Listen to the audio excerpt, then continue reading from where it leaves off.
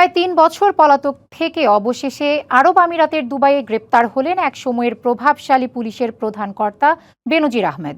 বাংলাদেশের দুর্নীতি দমন কমিশনের দায়ের করা একটি মামলায় গত শুক্রবার গ্রেপ্তার হন সাবেক এই আইজিপি।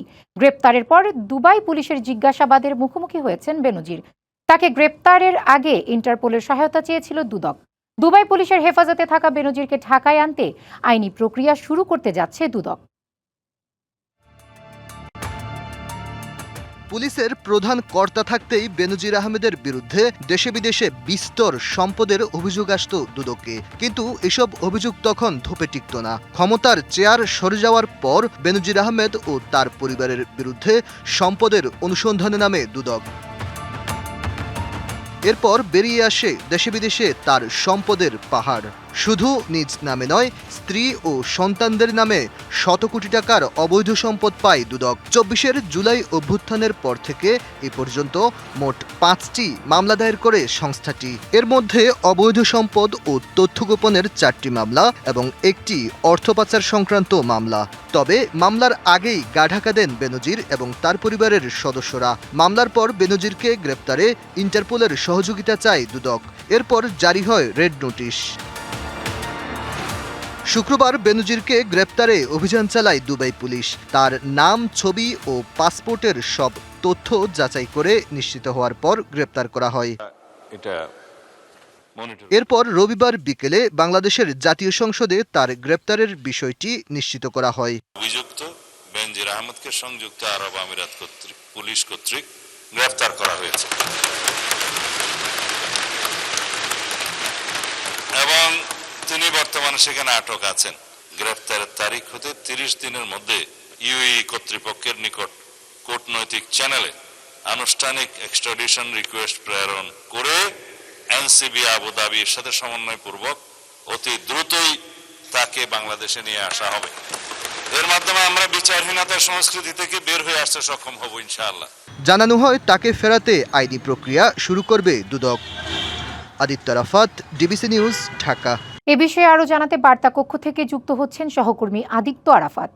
সবশেষ আপনাকে জানাতে চাই যে গত শুক্রবার তাকে গ্রেপ্তার করা হয়েছিল এবং গ্রেপ্তার করার আগে তাকে অভিযান চালানো হয়েছিল এবং কয়েক দফা অভিযান চালানোর পর তাকে গ্রেপ্তার করা হয় এবং গ্রেপ্তারের দুদিন পর আজকে স্বরাষ্ট্রমন্ত্রী বাংলাদেশে জানান যে, অর্থাৎ স্বরাষ্ট্রমন্ত্রী জাতীয় সংসদে তাকে গ্রেপ্তারের বিষয়টি নিশ্চিত করেন। এর আগে আপনাকে জানিয়ে রাখি যে ইন্টারপোলের সহযোগিতা চাওয়া হয়েছিল শুধুমাত্র বেনজির আহমেদ না, দুদকের যেসব মামলার আসামি রয়েছে এখনও বিদেশে এবং তাদের এই পর্যন্ত প্রায় ২০ জনের বেশি আসামি, দুদকের নিজস্ব আসামি, তাদেরকে গ্রেপ্তারের জন্য ইন্টারপোলের সহযোগিতা চাওয়া হয়েছে এবং এই ২০ জনের মধ্যে অন্যতম হচ্ছে যে বেনজির আহমেদ এবং তাকে গ্রেপ্তারের জন্য যখন ইন্টারপোলের সহযোগিতা চাওয়া হয়েছিল এবং এর পরবর্তীতে কয়েক দফা যোগাযোগও করা হয়েছিল লিখিতভাবে এবং তার ভিত্তিতে গত শুক্রবার তাকে গ্রেপ্তার করা হয় এবং গ্রেপ্তারের পর দুদকের যে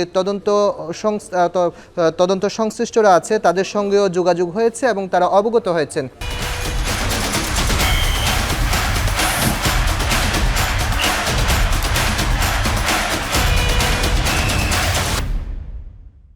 এবং এর পরবর্তী যেসব কার্যক্রম রয়েছে তার মধ্যে অন্যতম হচ্ছে যে তাকে এখন কোন আইনি প্রক্রিয়ায় ফেরানো যায়। এর মধ্যে দুদকের যে দায়িত্বশীলরা রয়েছেন, যদিও আপনি জানেন যে দুদকের এখন চেয়ারম্যান এবং কমিশনার নেই এবং কমিশন শূন্য দুদক, তবুও এখন যেভাবে দুদকের কার্যক্রম চলছে এখানে দুদকের মহাপরিচালক সহ দায়িত্বশীল কর্মকর্তা যারা আছেন এবং তদন্ত কর্মকর্তা যিনি মামলার বাদী হয়েছেন তদন্ত কর্মকর্তা তিনি সহ এবং সংশ্লিষ্টরা বসেছেন এবং তারা পররাষ্ট্র মন্ত্রণালয়ের সঙ্গে কথা বলবেন এবং পররাষ্ট্র মন্ত্রণালয়ের সঙ্গে কথা বলে কূটনৈতিক যে চ্যানেল রয়েছে সেই চ্যানেলের মাধ্যমে তাকে ফেরত আনার চেষ্টা করবেন। তবে কিছু আইনি জটিলতা রয়েছে, আমরা তদন্ত সংশ্লিষ্ট সূত্র যেটি আছে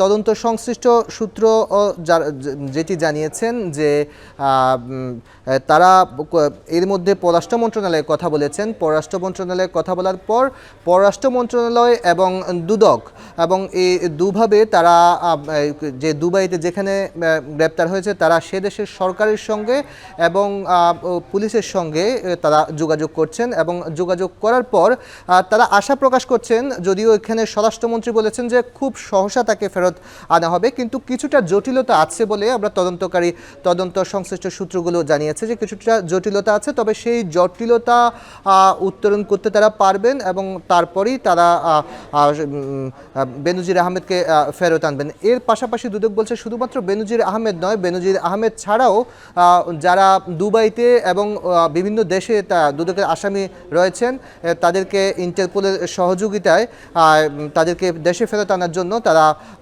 ব্যবস্থা নেবেন। এর মধ্যে তারা ইন্টারপোলের সঙ্গে যোগাযোগ করেছেন এবং সেই যোগাযোগের ভিত্তিতে তারা দুদকের তদন্ত সংশ্লিষ্ট যারা আছেন তারা বলছেন যে খুব সহসা আরও কিছু দুদকের মামলার যেসব আসামি হেভিওয়েট আসামি রয়েছে তাদেরকে গ্রেপ্তারের তথ্য হয়তো আগামী মাস খানেকের মধ্যে পাওয়া যেতে পারে।